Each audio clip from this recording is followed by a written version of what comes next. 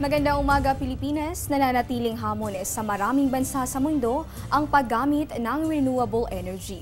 Bukod kasi sa mas mahal sa simula, may mga factors din na kailangang i-consider tulad halimbawa ng land use. Kaya naman sa India, isang scientist ang nakadisenyo ng solar tree.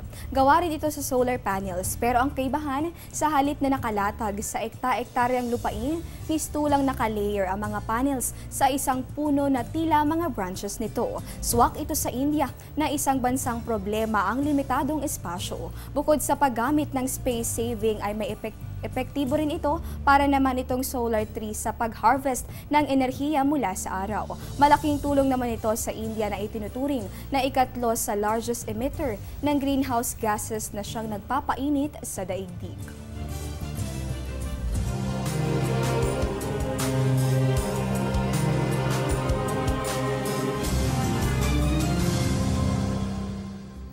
Ang climate change, isa pa rin sa mga problema ng mundo at ngayong 20th century, naitala nga itong record-breaking periods sa pagdating nga sa pag-init ng daigdig.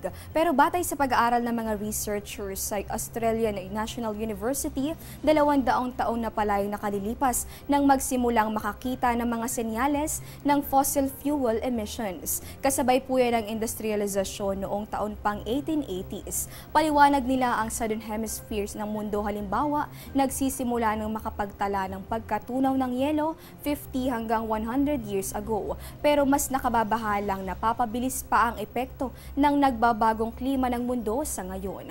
Patuloy naman ang panawagan ng iba't ibang mga bansa sa mundo para umaksyon laban sa climate change.